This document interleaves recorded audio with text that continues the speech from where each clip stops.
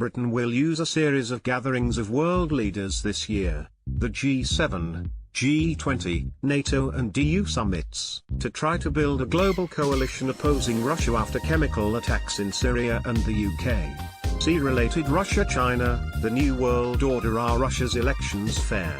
The government plans to shift its strategy from conciliating Russia to direct opposition, says The Guardian, believing the groundwork has already been laid. But at least one high-ranking former diplomat says this will be a mistake. A Whitehall official told the paper, the Foreign Secretary regards Russia's response to the chemical attack in the Syrian town of Douma and Salisbury as a turning point and thinks there is international support to do more. The areas the UK are most likely to pursue are countering Russian disinformation and finding a mechanism to enforce accountability for the use of chemical weapons.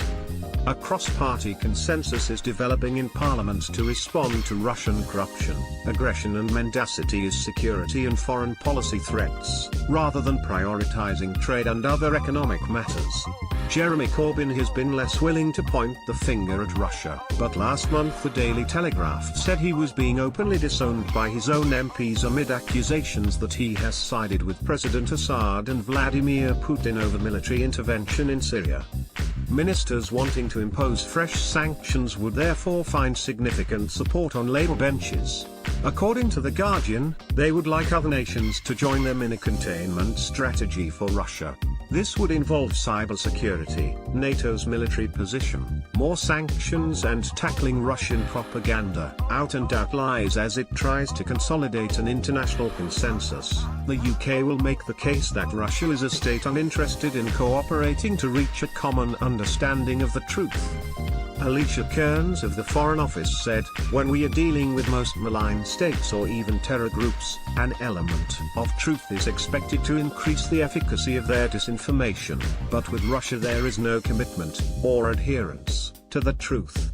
The Guardian says British diplomats feel there is a need to accept that Russia is not playing by the rules, and to call out its falsehoods. But some experts feel so combative an approach would be an error. Sir Anthony Brenton, the British ambassador to Russia between 2004 and 2008, said the best strategy was to pursue areas of common interest, such as nuclear disarmament, tackling terrorism and limiting cyber warfare. He said, elementary diplomacy goes a long way with the Russians and we need to get back to that.